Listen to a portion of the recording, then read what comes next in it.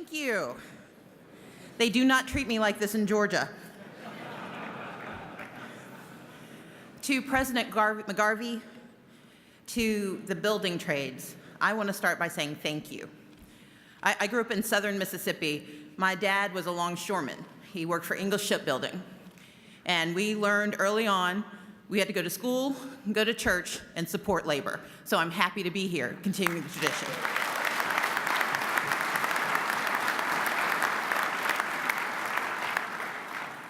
I've been trying to figure out what I should say. I saw the lineup, and this isn't really fair, but I'm going to try to make it work.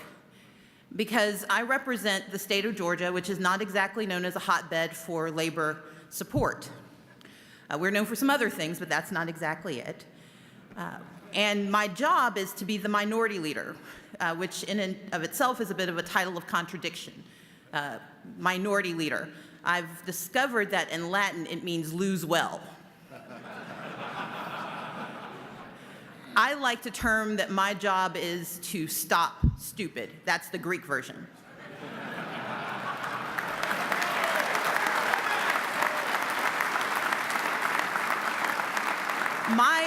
My job at the Capitol is not an easy one.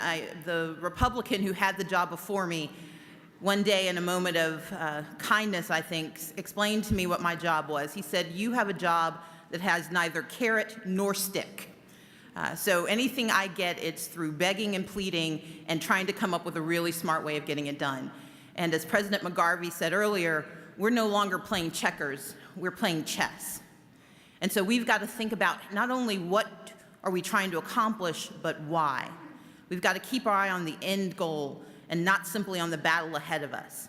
Because too often we're willing to sacrifice a bishop to win a pawn instead of keeping our eye on getting to the other end of the board and taking over the whole thing.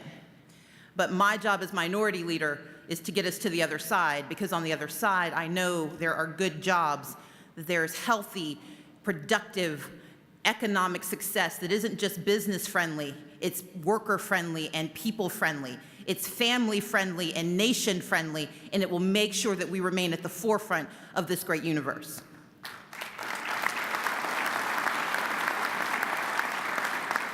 But how do you get there? I believe that my job is to do three things. The first is to collaborate. Now, if you talk to some folks on both sides of the aisle, when you're in the minority position, they will tell you your job is to fight. Your job is to be angry and to protest, to be righteously indignant about what's happening. And I can do all of that, but that helps me. It doesn't help the people who elect me, because I wasn't elected as just a Democrat. I was elected as a state representative. My job is to represent every Georgian, not just the ones who voted for me in November. And that means that my job is to collaborate wherever I can, because the people of Georgia don't care about my party, they care about their lives. And in order to help them with their lives, I have to work with the people who are in charge. And there was no greater example of that for me than when I first got into the legislature. There's a gentleman, he's since passed away, his name was Bobby Franklin. Bobby was from East Cobb County, which in translation would be like, sort of Eastern Virginia. Bobby is very conservative. He and I both read the Bible. He thinks mine was missing a few pages. And he used to say he went so far to the right and I went so far to the left, we met on the other side. Well, Bobby and I sat on a committee together. We sat on Judiciary, Non-Civil. And Bobby was a very strict constructionist. But one day he and I were in a committee hearing and we were voting on a bill, and we realized we were the only two no votes. And it was a bill on asset forfeiture. It was a small issue to most people, but for both of us, it was a matter of principle. It was a question of, do you take away a person's rights without due process? Do you take away their family's possessions because somebody made a mistake? And both of us made our arguments in committee, and neither of us won. And Bobby joined me in the minority for a moment. But later on, we sat in the chamber and we started talking about this bill and about why we believed what we believed. And Bobby and I decided to work together.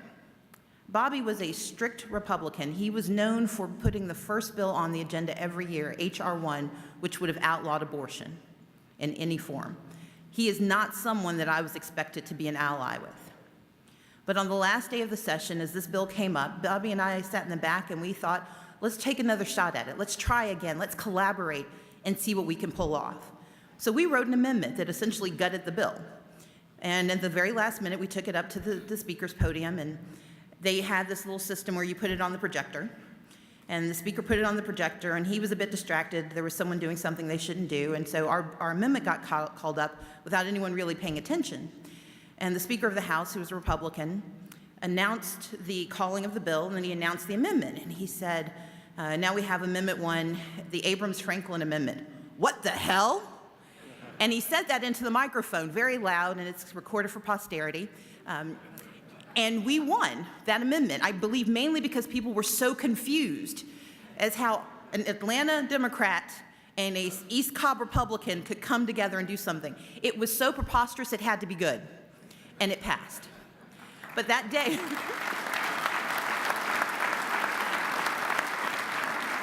that day I learned a lesson that I've carried with me throughout the 9 years I've served in the legislature, and that is that party is not the determinant of your principles. Party is the way we get started with what we talk about, but the principles are how we make our decisions.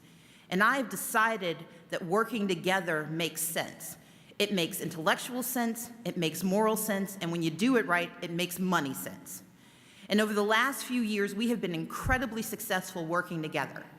I know that one of the issues you're going to talk about this week is infrastructure spending, surface transportation. Well, I live in a state that has made a religion of hating taxes, and yet, working in collaboration with the conservative Republican Party, this year the state of Georgia has for the first time passed a $900 million funding plan for transportation in the state of Georgia that will be hiring Georgians all across the state. Now, on the Democratic side, we took some flack for working with the Republicans because we had a chance to cripple the bill, to make it fail. And we would be able to go into our elections in 2016 and tout the fact that we forced the Republicans to lose on a critical issue. And on the Republican side, they were yelled at for passing a tax increase because, well, we don't believe in that. We don't believe in paying for the things we need. But both the Democrats and the Republicans realized that we had a bigger obligation. We had a moral obligation to fix what we broke. And if we want to invite people to our state, we have to let them be able to get around. And so Democrats stood with Republicans, some proudly and some a little more quietly voting at the very last minute. But in the end, we were able to secure nearly $1 billion in a single bill. And in addition, for the first time in Georgia's history, we secured $125 million for transit, so that people all across the state will not only be able to drive in our state, but they can move around and get to the jobs that don't have roads leading there yet, who don't have the cars that we need. But we believe that transportation and transit go hand in hand, and if we want it to happen, we have to work together to get it done, and we did. Please feel free to clap. We're very proud of that one. This year, we also started, I think, an important conversation about misclassification. And this was a bill that was co-sponsored by a Democrat and the Republican chair of the committee. This is a bill that starts the conversation in Georgia about the fact that you can't call someone an independent contractor and treat them like an employee, that you cannot steal money from workers. Now, there are those who argue that this was a labor bill only and that we should make this a labor conversation, and it is a labor conversation, but it's also a business conversation. And the most important thing we have to understand is that these are not things that are mutually exclusive. In fact, for all of us to be successful, we have to talk about them together. And so we had a labor person sign that bill, and we had a business person sign that bill, and we will keep pushing that bill until it crosses the finish line because Georgia deserves better, and we will get it done.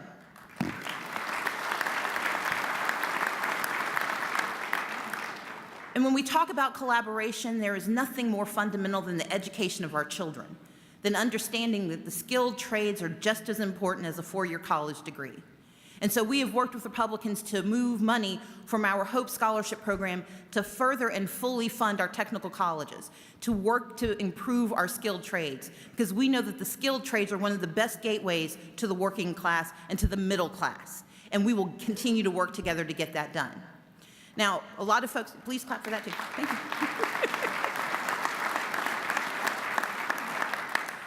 there are a lot of folks who may disagree with the way I approach this, and I think that there's no better example of the benefit and the utility of my approach than the oddest moment I've had in my tenure as a legislator.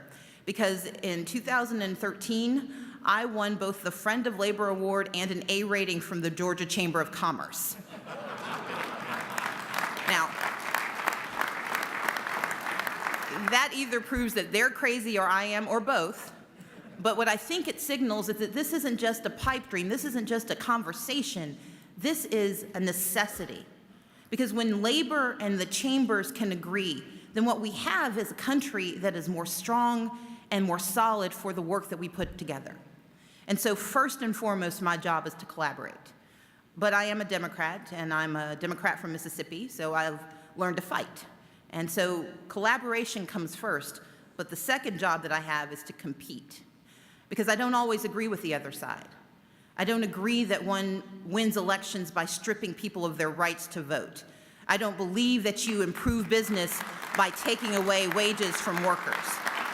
I don't believe that the way to make this country stronger is to weaken its middle class. I refuse to believe that that is an equation that makes sense, and so I will compete, and I will work with my colleagues to compete. And for 3 years, we used that competition to stop anti-PLA legislation in the state of Georgia. For 3 years, we stood up and fought. And the year we lost was the year the Tea Party overwhelmed us. And that is not the end of the story. That's the beginning. Because what we're going to do is spend the next 3 years explaining how all of this money being spent in all these communities is not going to the people who helped create the money, because we are not allowing for PLAs. And that's a conversation that we have to have with the chamber. The chamber has to understand that getting rid of project labor agreements doesn't make a country stronger, doesn't make a county stronger. It spends the money of those people who created those jobs poorly, and we have to make it better. And so we will continue to fight for PLAs. I want to take a moment here and talk about some of my champions from Georgia, and I'm going to leave some names out, and please know that I mean all of you, but the lights are in my eyes, so I can't read my paper. But I'm going to mention 4 men who have stood up with me since the day I became minority leader. Keith Thomas, Phil McIntyre, Gene O'Kelly, and Louis Partain. These are men who in Georgia understood in 2010 that we had to do something, that we had to compete. That even though Georgia was heading in a very strong Republican direction, they held every statewide office, they held a supermajority in the Senate. I came to them with a 30-page plan and said, I think I can stop a supermajority in the House. A lot of folks laughed at me, but these 4 men believed and they invested. And in 2012, Georgia stopped a supermajority in the House of Representatives. We stopped the Republicans from taking over every single chamber. Now, what this means, if you haven't lived in a supermajority state, what this means in Georgia is that constitutional amendments can pass without having to have a conversation with a single Democrat. And so it was critical for us, because the Senate was gone, that the House had to have that margin, and we stopped it by 1 vote. But that vote matters, because that's the vote that has stopped H.R. 108, also known as the Employee Secret Ballot Act, pushed by ALEC. That's the bill that would say that we're going to make sure that labor unions never grow in the state of Georgia. And that is a constitutional amendment that we stop every year, because we hold 1 vote that keeps it from happening. And that 1 vote is a vote that matters, because when we keep working at it, that 1 vote becomes 5, becomes 10, becomes 91 votes, and we start to reverse the trend that says that labor is on the decline, and we put labor on the ascent. And that's happening in Georgia because we're willing to compete.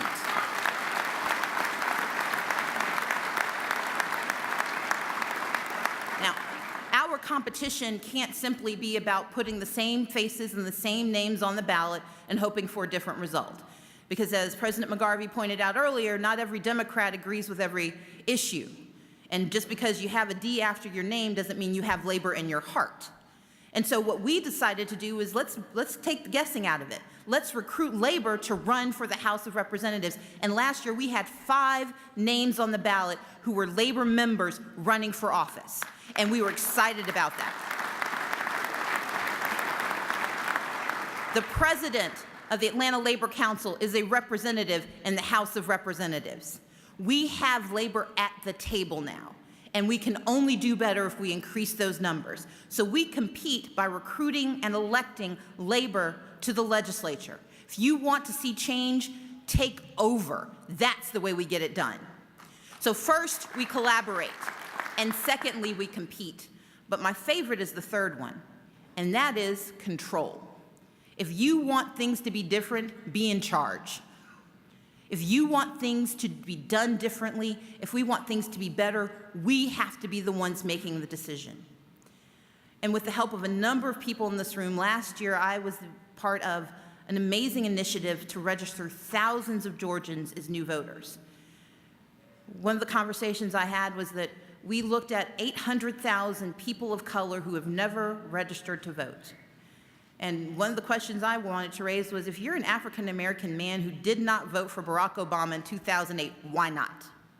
If you are someone who is of Latino descent or Asian American descent, why haven't you fully embraced your franchise? And the answer is nobody asked. The answer is I'm afraid. And the answer is I don't think it matters.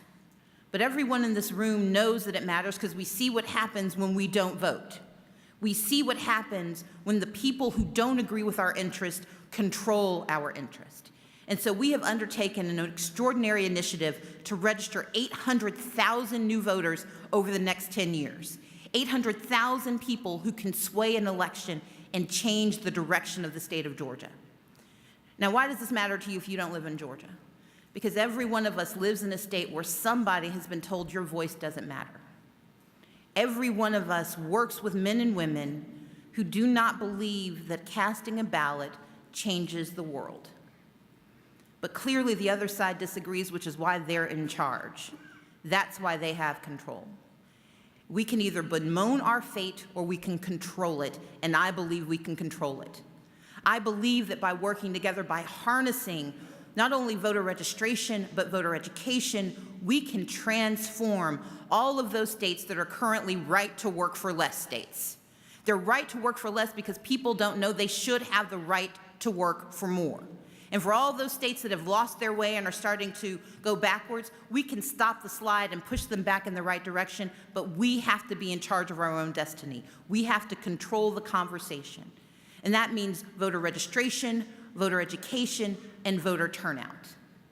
Now, I'm going to tell you a secret that most politicians won't tell you. Politicians are like 15-year-old girls. We respond to money, peer pressure, and attention. You want to make us do anything, those are the ways you get it done.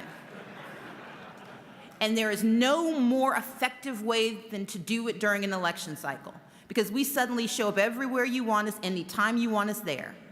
But the reality is you have to hold us accountable once we show up. When I come to you for a check, you need to come back to me for check off. When I come to you for help, you've got to come back to me for a vote. And when I come to you saying this is what I believe, you need to come back to me and say, show me the proof. When we educate voters, not simply about candidates, but about their principles, we change the nation. It is not enough to say I believe in labor if I don't believe in workers. It's not enough to say that I believe in democracy when I don't believe in the right to vote.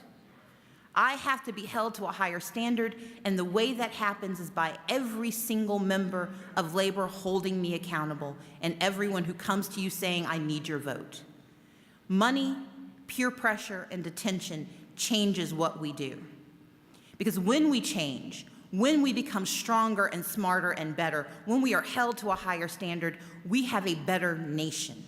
We don't have to argue about Davis-Bacon and prevailing wages because we know it's the right thing to do. We don't have to fight for a minimum wage because we don't think the minimum is what we should be striving for. When we believe in creating jobs, it's not just a tagline and a commercial, it is a mantra that we hold up because we are going to do apprenticeship programs to put people to work. In the building trades, you are the forefront of that conversation. You are the forefront of that movement, and you are the reason that workers will one day control this country. I'm here today instead of in Georgia because I believe in the building trades. I believe in the men and women who build this nation from the ground up.